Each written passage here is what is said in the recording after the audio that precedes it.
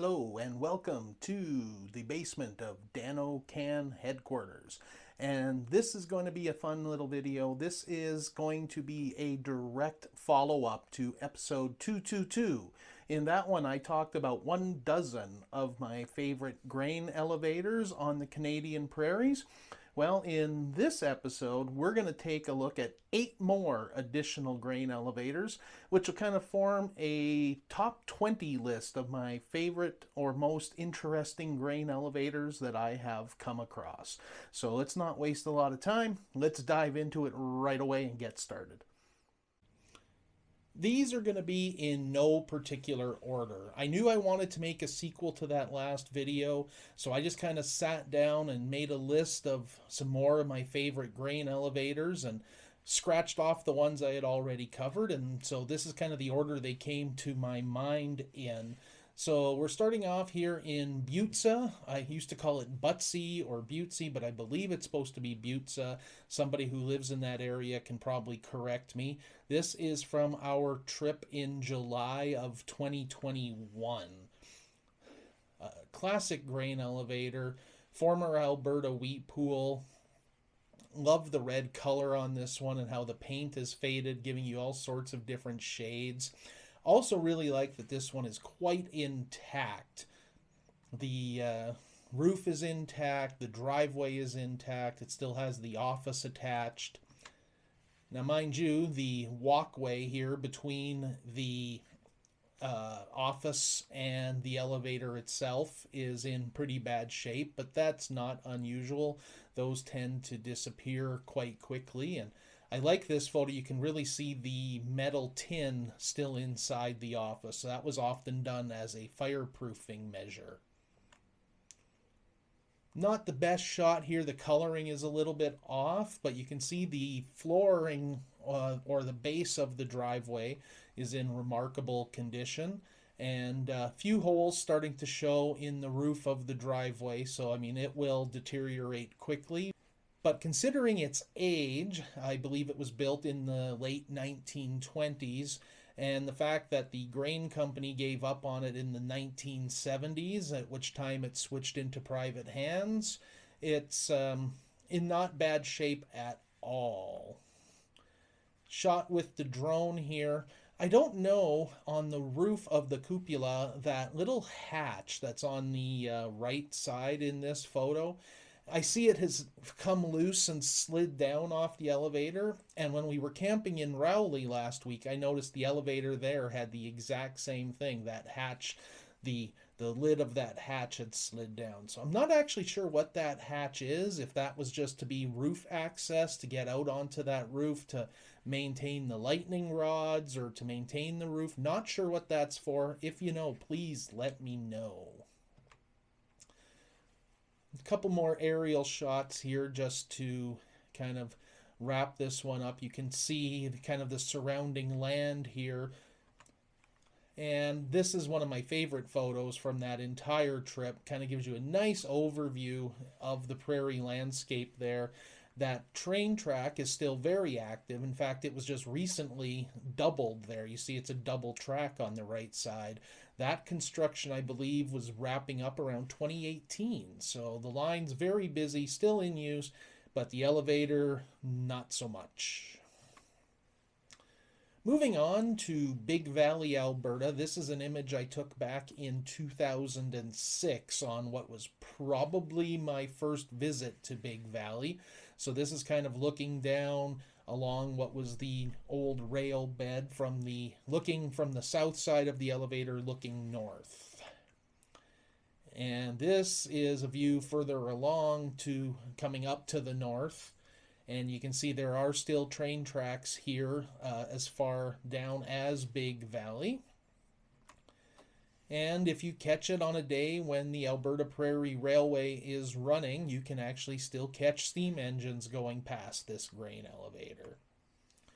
Big Valley as a town has a lot going on when the railway is running. Brings in quite a few people that come into town, tour around, have a meal, that sort of thing. You can also see here, even when there isn't anything going on in this picture. Of course, this is a day when the steam train was in town, as it's sitting in front of the elevator there. But even on the days when the train isn't operating, Big Valley is a really cool town with some interesting little shops and things. And you can see on the left side of this photo, there's the old CP, or I shouldn't say CP, but the old roundhouse and remnants of the old railway turntable there. And of course, they also have a classic train station, complete with little storage shed, the train station, the elevator in the background. Beautiful, beautiful little town. Certainly worth a visit if you're in that area north of Drumheller. Big Valley and Rowley together make a really great day. Number 3 in this video is Duval. Now, Duval is interesting to me for a couple of reasons, but what really strikes me about it is the vibrant red of the color on this elevator. And I don't know if it was just the day we visited. I believe this is 2015, if I remember correctly. Just the color on the elevator is so vibrant and red, especially when compared to the green of the tree and the fields. And you can see it here. Again, it's a pretty plain photo, but just the green of the grass, the blue of the sky, and then that pop of red coming off of it. The other thing that I find interesting about Duval that kind of makes it different from a lot of other elevators is that in that cupola up there, it actually has 2 windows. And you'll see if you pay attention, in most of the elevators I'm showing you, there's only 1 up there. So this one has 2. I don't know if that was a design change or a modification that was made after the fact, but I kind of found that interesting. And the other thing, I said there was a couple things I found interesting about it. The windows is one up at the top. The other one is that you can see it's using on the left side of this image here, it's using an older grain elevator as an annex. So on the right side of it, there's your more traditional annex, and on the left side, there's an older grain elevator being used as an annex. I believe the main elevator in the middle was built in the 1960s. Don't quote me on that. Whereas the elevator to the left was built in the 1920s. So not the best capture of it, but the other thing I do like is that it kind of shows how the wooden grain elevators got larger depending on the era in which they were built. No list of elevators would be complete without talking about Sharples. This is an image from 2006. So this was, I believe, my first visit to Sharples. Sharples, of course, as you can see, there's a former Parrish and Heinbecker. Big balloon annex on the right side. The pipe coming off the elevator on the left side where there used to be an annex. Long since gone. Not much has changed at Sharples since I took these pictures, 16 years ago, I guess, 17 years ago. All of this rubble and debris in the front has since been cleaned up, but the elevator itself hasn't changed a whole lot, other than, like all of them, it seems deteriorating a bit.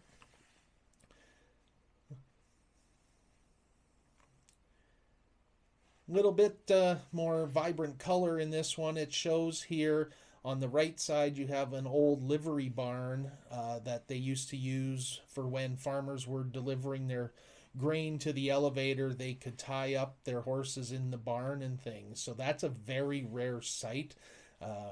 Not many of those barns still exist, and you can see here how the cladding on the elevator has continued to peel off and expose more and more of the wood underneath here over the years. I believe this is probably another image from 2015 to 2017 type time frame. Another look here at the elevator, the barn, the little wooden bridge there on the far right of the image on the road going through the valley. I believe these tracks were pulled up in the late 1970s or early 1980s, kind of coinciding with the time frame. My understanding is that this rail line was mainly used for coal because there was a lot of coal mines that operated up and down the valley, and as coal kind of fell out of favor, they didn't really need the rail line very much. So this is an aerial shot of the valley showing, you can clearly see where the train tracks used to operate there just to the left of the elevator. There's some old bridge abutments, some concrete abutments there where the bridge was removed, likely at the same time the track was pulled up. But beautiful view of the valley here, and Sharples. Don't think Sharples really ever developed as a town. This was pretty much, I think, all that was really there. Winter scene. Sharples is one of those places that I've visited at all times of the year, all times of the day and night. And another winter scene. Always do love the black and white look a lot of times. And if you compare this one, this is an earlier photo, probably 2010, 2011. I think if you compare this to one of the earlier, or one of the later photos, sorry, that I had shown earlier, I think you'll see how much of that cladding has come off. Moving on now into Saskatchewan and Reynaud. Reynaud is an elevator I'm sad to report no longer exists. These photos are either from 2011 or 2014. It's an elevator I visited twice in its history. Like I said, no longer there. So this was kind of a nice one because it kind of, you have the view of it there looking over from the pond or the lake. And then as you get closer, it kind of emerges from the trees and kind of gives you a hint of what's there. Reynaud was actually a fairly significant town, relatively speaking, through the 20s, through the 60s before it kind of started to decline. The town, I believe the post office operated up until 1982, and the municipality was dissolved in 1992, and the elevator was sort of the last remnant of the town at all, and now that it's gone, there's really nothing there at all to note that there was a town at any point. Not sure why this one got demoed other than, for most reasons, insurance costs, liability risks, fire risks. But you can see it was a pretty sturdy elevator at the time of our visit. And this here is a view from the far side of it. So the main road is on the back end of the elevator as you're looking at it here. And this photo is significant because this is the spot where I first introduced myself to Emily, and we actually sort of met for the first time. So this was on a return visit in 2014. We decided to come back to the same spot where we met for the first time. This was the view we had. And sadly, it's a view that you can no longer really recreate because that elevator is long gone. Really a shame. It was a very interesting place to photograph with that pond or whatever you want to call it there. It had a bunch of old cars and farm equipment that the water level had come up to and partially submerged. Very interesting place to photograph. Shame it's no longer there. This one here actually wasn't on my original list, but I added it on because I stumbled across the photos of it while collecting photos for the other elevators. So this one actually displaced Viceroy on this list. This is an elevator. I didn't really give it its due at the time. I'm going to call it the Raymore elevator because it's close to Raymore, Saskatchewan, but it's obviously not on its original site. This is located on a private farmyard and had been moved there because there were no train tracks near the elevator. And I think the reason I didn't give it its due earlier was because elevators that have been moved and are on private property don't hold the same interest for me that elevators that are still on their original site near the train tracks or near the rail bed. It's just not the same for me. But this one here I thought was quite interesting. The first thing you'll notice is it has a fairly significant lean in the cupola. Again, we've talked about this on the channel multiple times with, Bentz and Danken. That seems to be a very common failure point with elevators that aren't maintained. The wood of the elevator gets thinner the higher up you go. At the bottom, you're dealing with, 2x8s laid flat. I believe they're 2x8s anyway. And as you get up to the top and they don't have the same weight carrying capacity needed, they get thinner down to like 2x4s. So it's not unusual that that's where the elevator fails. But what I do like about this one here is there's a couple of things that set this one apart. First, I'll mention, you'll see on the driveway, clearly that is an addition that has been put onto this driveway to raise the height. And that was purely a common thing. Well, I shouldn't say that common, but you saw that on a fairly regular basis on older elevators as they needed to accommodate bigger trucks with bigger hoists and larger boxes. They would sometimes raise the height of the driveway's roof to give them room to actually put their boxes up. So that is kind of a unique thing on this elevator, that this one was modified to have that higher driveway. And the other thing is that second little roof up on top of the cupola. I talked about in the Butze video, Butze photos, about how there's that hatch on a lot of these elevators that is up on top of the very peak of the roof. This one has that whole second little area there, and you don't see that on a lot of these elevators, so I'm not really sure what its purpose is. Again, if you know, let me know, because I'd really like to know. But it's not very common. So a couple of little features on this elevator that set it apart make it a little more interesting to me than a regular privately owned elevator would be. I looked on Google Earth, and at the time of the last images, it looks like this one is still there, but I can't guarantee it. But privately owned, private property, so usually that means someone is maintaining it. We're going to move on now to, I think, one of the best approaches to a grain elevator site, and that is Meeting Creek, Alberta. So you kind of wind down, it's in a valley, you come down off the hill, and as you come into town, you get the town spread out in front of you with both elevators coming into view. So a couple of things that make Meeting Creek unique, I think. That there's still twin elevators here. You don't see twin elevators very often anymore, and so that immediately bumps it up on my list of interesting grain elevators or grain elevators that make it on my favorite list.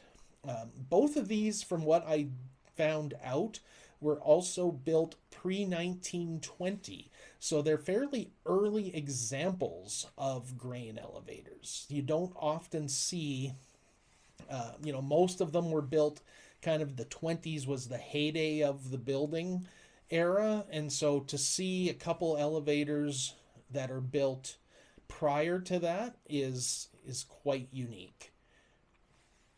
Also, just like in Big Valley, Meeting Creek still has its classic train station there. Unfortunately, the line no longer reaches here, so the tracks you see there are no longer in use, but it's nice that they're still in place to kind of create a little bit of an atmosphere here.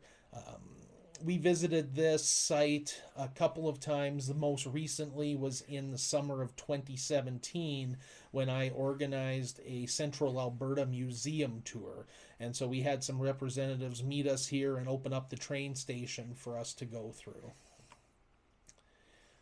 So this one here, you'll notice the words vertical pane on it. The most common explanation that people have found for why it says vertical pane is that apparently the Payne family who owned this elevator had intended on converting it into some sort of climbing wall.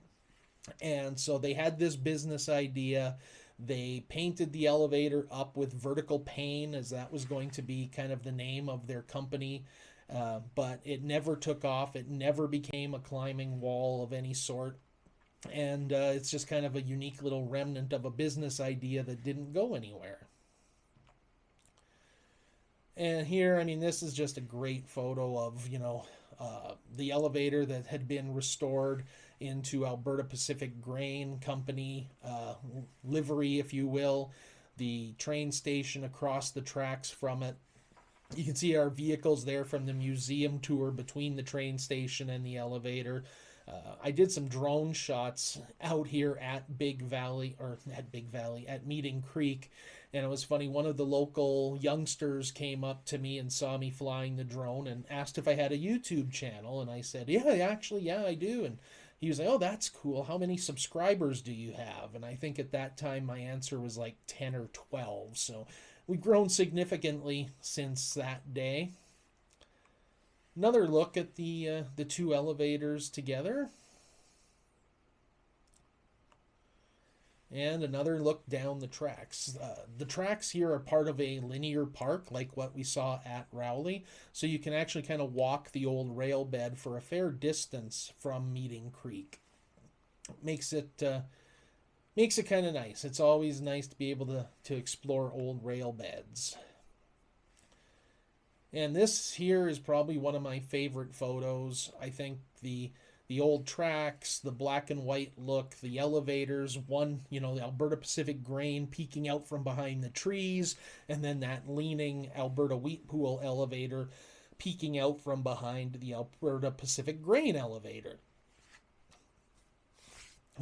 I mean, this photo here with that black and white look, it can transport you to any time period you want. I mean, this could be 2017 when I took the photo, or it could be 1917 for all you can tell. There's no real clues in there that give away the era that this photo was taken. And finally, another pair of elevators. This time we're going back to Saskatchewan. This is Neelby, Saskatchewan. Neelby is one of those places that I had seen photos of, I had heard of, but I didn't really have a sense of where it was. And it was on our return trip in 2021 when we were coming back from Elva and our pilgrimage to see the oldest grain elevator in Canada at that time. It was on the return trip when we were coming by, and we had just passed Kipling, Saskatchewan, and saw these two elevators on the horizon.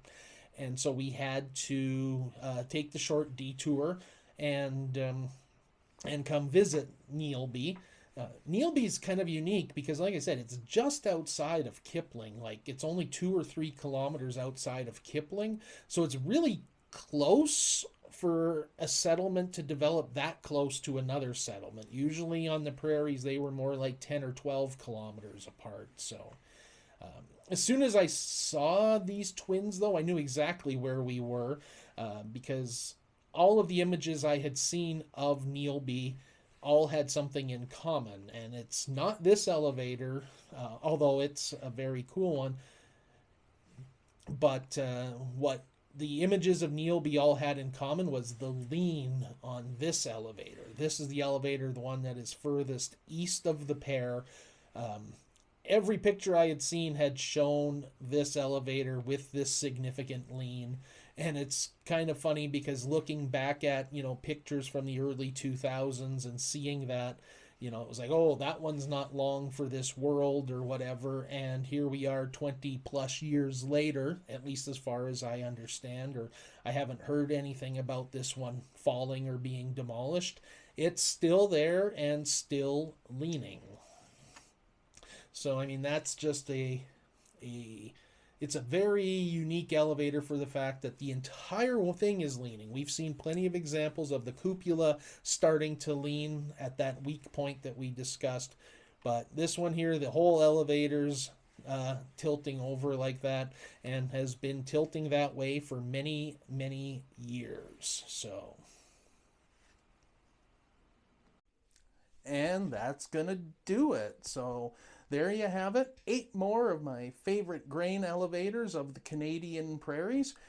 Quick word, if you're going to be in Delia, Alberta, and you're seeing this video prior to June the 17th, 2023, there's going to be a dedication at the Delia Museum for the late Jim Pearson. They're going to have an elevator display dedicated there to him, and that's the day of the ceremony where it's being unveiled. So if you get a chance to visit Delia before then, or on that date, by all means, be sure to check it out and attend the ceremony. I wish we could be there, but unfortunately we're double booked that weekend.